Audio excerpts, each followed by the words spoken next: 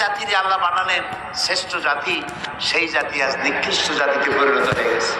আল্লাহ তাআলা বলছেন, তাহা, হে নবী, মা আনসালনা আলাইকাল কুরআনা লিতাশকা, এই কোরআন আমি এই জন্য নাজিল করি নাই যে আপনার কষ্ট হবে। সুবহানাল্লাহ, বলেন সুবহানাল্লাহ।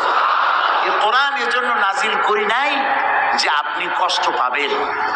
এটা কি? ইল্লা তাযকিরা, এটা একটা নসিহত, এটা একটু উপদেশ। লিমান ইয়াখশা, যারা আল্লাহকে ভয় করে, যারা আল্লাহকে ভয় করে চলে তাদের জন্য নসিহত। আর এই নসিহত যারা মানবে তাদের কপাল খুলে যাবে। তো কপাল যদি আজ আমার পুড়ে থাকে, তাহলে কোরআন ছেড়েছি তাই কপাল পুড়েছে। এই পোড়া কপালকে জোড়া লাগাতে চান? পোড়া কপাল জোড়া লাগাতে চান? কারা কারা চান দেখি তো, পোড়া কপাল জোড়া লাগাইতে চান? আলহামদুলিল্লাহ, আলহামদুলিল্লাহ, আলহামদুলিল্লাহ। আমরা আমাদের পোড়া কপাল যদি জোড়া লাগাতে চাই তাহলে সুপার গ্লু মাখলেই হবে নাকি? সুপার গ্লুতে কাজ হবে না। আল্লাহ রাব্বুল আলামিন বলেছেন,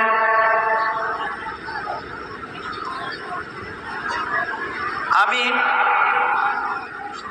ইন্নাল্লাহা লা ইউগাইয়িরু মা বিকাওমিন হাত্তা ইউগাইয়িরু মা বিআনফুসিহিম, আমি কোন জাতির ভাগ্যকে পরিবর্তন করি না যতক্ষণ পর্যন্ত সেই জাতি নিজের ভাগ্যই নিজেরা পরিবর্তনের জন্য সচেষ্ট হয়। তোমরা যদি তোমাদের ভাগ্যকে পরিবর্তনের জন্য সচেষ্ট হও, তাহলে আমি তোমাদেরকে ভাগ্য পরিবর্তন করে দেব। এটার নাম পরশ পাথর। এটার নাম কি? পরশ পাথর। আল্লামা আলতাফ হোসেন হাদি তিনি বলছেন, উতর কর গারহরা সে সুয়ে কওম আয়া, উতর কর গারহরা সে সুয়ে কওম আয়া, और एक नुस्खे किमिया सतलाया। নবী করিম সাল্লাল্লাহু আলাইহি ওয়াসাল্লাম একটি অধঃপতিত সমাজকে কি করে চরিত্রবান বানানো যায়, কিভাবে ভালো বানানো যাবে, যেই জাতি চুরি করে, ডাকাতি করে, জিনা করে, ব্যভিচার করে, মানুষের মর্যাদা যেই জাতির ভিতরে নাই, এই জাতির ভাগ্য কেমনে ভালো হবে। হেরা পাহাড়ে বসে তিনি চিন্তা গবেষণা করতে লাগলেন। 40 বছর বয়স যেদিন পূর্ণ হয়ে গেল, আল্লাহ তাআলা কোরআন নাজিল করে দিলেন। হেরা পাহাড় থেকে কোরআনের আয়াত নিয়ে তিনি দুনিয়ায় অবতীর্ণ হলেন, দুনিয়ায় এলেন। কোরআনের সংস্পর্শে যারা এলো, জিরো গুলি সব হিরো হয়ে গেল। আল্লাহু আকবার, আল্লাহু আকবার, আল্লাহু আকবার। হযরত ওমর, হযরত ওমর যিনি আল্লাহর নবী হত্যা করতে আসছে, সাধারণ মানুষ না, আল্লাহর নবী হত্যা করা কত বড় কঠিন কাজ। সে রাসূলকে হত্যা করতে আসছে। এই কোরআন যখন তেলাওয়াত শুনলেন, এই জায়গাটা ঠিক আমি যেখান থেকে তেলাওয়াত করতেছি, এই জায়গাটা তিনি তেলাওয়াত শুনছিলেন, জীবনের পরিবর্তন হয়ে গেল।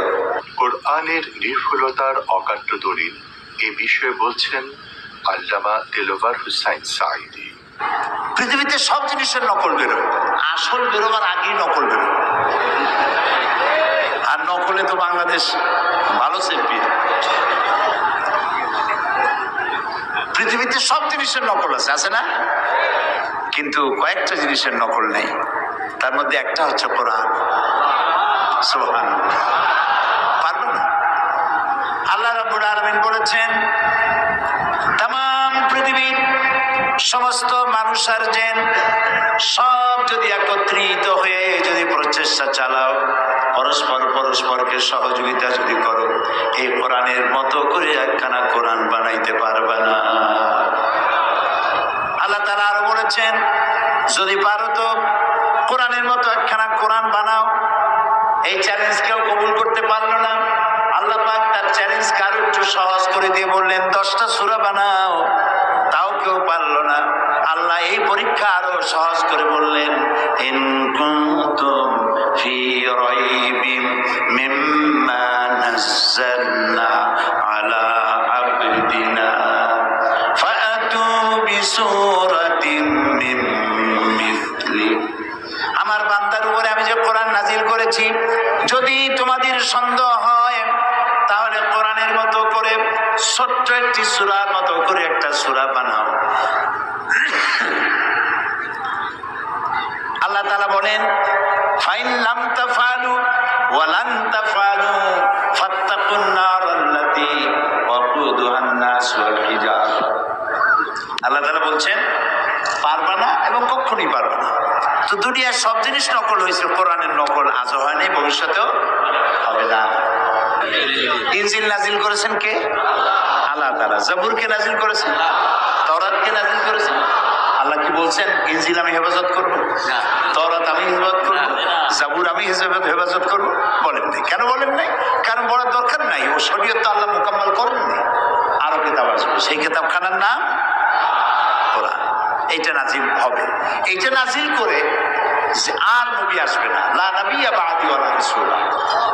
আল্লাহর নবী রাসূলুল্লাহ সাল্লাল্লাহু আলাইহি ওয়াসাল্লামের পর আর কোন নবী রাসূল আসবে না, নবীও আসবে না, রাসূলও আসবে না। আর আল্লাহর পক্ষ থেকে একটি শব্দ পৃথিবীর মানুষের জন্য আর আসবে না।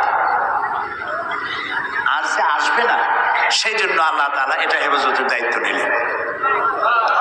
আল্লাহ রাব্বুল আলামিন বলেন, ইন্না নাহনু নাযালনা যিকরা ওয়া ইন্না লাহু লাহাফিজুন। কোরআন নাযিল করেছি আমি আল্লাহ, আর এর সংরক্ষণের সবটুকুন দায়িত্ব আমি আল্লাহ গ্রহণ করেছি। প্রিয় ভাই সব, কোরআনের কথা বলতে বলতে আমি তো শেষ করতে পারবো না। জীবনে বয়স তো কম হলো না, 70-এর কাছাকাছি চলে এলো। এই 70-এর কাছাকাছি বয়সের অর্ধ শতাব্দী, প্রায় 50 বছর কোরআনের খেদমতে নিয়োজিত আল্লাহ রাখছিলেন। দেশে বিদেশে পৃথিবীর 5টি মহাদেশের অন্তত 50টিরও বেশি দেশে কোরআন নিয়ে দৌড়াইছি, ছুটে বেড়াইছি। এই কোরআন শুনে পর্যন্ত যারা মুসলমান হলেন আল্লাহর গোলামের হাতে, তাদের সংখ্যা 600-র কাছাকাছি হয়ে গেছে। এই কোরআন শেষ করতে পারবেন না। দুনিয়ার কোনো মুফাসসির বলতে পারবে না আমি যে তাফসীর করলাম আর লাগবে না, this is the final and last, এরপরে আর লাগবে না। কেউ বলতেও পারে নাই, কেউ লিখতেও পারে নাই।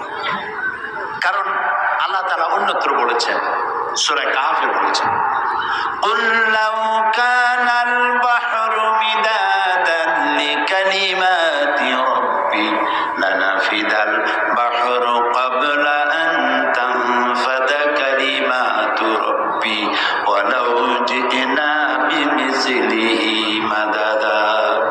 হে নবী, আপনি বলুন তামাম পৃথিবীর সমস্ত সমুদ্র মহাসমুদ্রের পানি যদি কালি হয়ে যায়, আর সেই কালিগুড়ি যদি দিয়া আমার রবের কালামের ব্যাখ্যা লেখা যদি শুরু হয়ে যায়, লিখতে লিখতে সমস্ত পানিগুড়ি শেষ হয়ে যাবে, আমার রবের কালিমার ব্যাখ্যা লেখা শেষ হবে না। এক মহাসমুদ্র। আমি খুব খুশি হয়েছি। আমি তো দেখতেছি মাহফিল প্রথম দিনের দৃশ্য। আপনারা যারা আসছেন, আমার মনে হয় ভাই অতিরিক্ত 10% দাড়ি পাকা, অতিরিক্ত বেশি 90% আপ, ওভার 90% যুবক দিয়ে ভরা মাহফিল। সুবহানাল্লাহ। আমি যুবকদেরকে সালাম করি, আমি যুবকদেরকে সালাম করছি। তোমরা আমাদের ভবিষ্যৎ, তোমরা আমাদের অ্যাসেট, তোমরা আমাদের মেরুদণ্ড। মেরুদণ্ড যদি সোজা থাকে মানুষটা সোজা হয়ে হাঁটতে পারে, মেরুদণ্ড বাঁকা হয়ে গেলে মানুষটা সোজা হয়ে হাঁটতে পারে না। জাতির ব্যাকবোন হচ্ছে ইয়াং জেনারেশন। নষ্ট হয়ে গেল সিনেমা, নাটক, গান, ওপেন কনসার্ট, নষ্ট হয়ে গেল। আর অথচ এরাই হতো শাহজালাল, এরাই হতো শাহ মাকদুম, এরাই হতো খান জাহান আলী, এরাই হতো শহীদ তিতুমির, এরাই হতো হাজী শরীয়তুল্লাহ। আহারে কপাল খারাপ। কি সুন্দর সোনার টুকরা ছেলে, গান বাজনা নাচ, রাস্তায় হাঁটে আর ঢোলে, এদিক লাফায় ওদিক লাফায়। জিজ্ঞেস করলাম ওরম করে কেন, এর কি কোনো মানসিক প্রতিবন্ধী নেই? কয় না হুজুর, কোমরের মধ্যে ওয়াকম্যান আছে। ওয়াকম্যান কি? বলছে ওর মধ্যে গান বাজে আর কানের মধ্যে ঢুকানো আছে, রাস্তায় গানের তালে তালে হাঁটে, রিক্সার তলে পড়ে না ট্যাক্সির তলে পড়ে, দিশা নেই, খালি শুনতেছে। ওই যুবকের দোষ না তো। ওই যুবকের যদি দোষ থাকবে তাহলে সিনেমায় গিয়া ও তাফসীরের মাহফিলে আসছে কেন? ও তাফসীরের মাহফিলে আসছে যুবকের গায়ে মুসলমান মায়ের রক্ত, ওর গায়ে মুসলমান পিতার রক্ত। ও তাফসীর ছাড়া যাবে কই? সুবহানাল্লাহ। যেখানেই থাকুক ঘরের ছেলে ঘরে ফিরে এসেছে, আলহামদুলিল্লাহ, আলহামদুলিল্লাহ। সবাই বলেন আলহামদুলিল্লাহ। যুবকদের বেশি করে কোরআন পড়া দরকার, কোরআন বোঝা দরকার, কিন্তু তা পড়তে দেওয়া হয় না, বুঝতে দেওয়া হয় না। ওরা তো যুবক মানুষ, বোঝে না। গল্পের বই কেনে, নাটক, উপন্যাস। এই নাটক, উপন্যাস, গল্পের বই, ওতে আছে কি? একটু পরে তুমি তোমার বিবেককে জিজ্ঞেস করো। যত বড় লেখক, আমি নাম নেব না কোনো লেখকের, বহুত বড় বড় লেখক আছে, তাদের লেখা নভেল, নাটক ইত্যাদি, এত বড় বড় বই, রচনাবলী, এগুলো পড়ে। ওর মধ্যে আছে কি? রাজার মেয়ের সাথে কোতোয়ালের ছেলের প্রেম হলো, সেই প্রেম ক্রমান্বয়ে গভীর থেকে গভীরতর। তারপরে SMS করলো, এরপরে বিশ্ব ভালোবাসা দিবসে রমনা বটমূলে দেখা হলো। তারপরে কি হলো? তারপরে কি হলো? তারপরে সব শেষ হলো। একটা রোমান্স, একটা রোমান্স। পয়সা খরচ করে যে বইটা পড়লা, কি শিখলে? 250-300 টাকা দিয়া প্রিয় লেখকের লেখা বই কিনছো, আরে কিচ্ছু পাও নাই, কিচ্ছু নাই। 0 + 0 + 0 + 0 ফ্রম বগুড়া টু গাবতলী, কিছু নেই। আর কোরআন শরীফ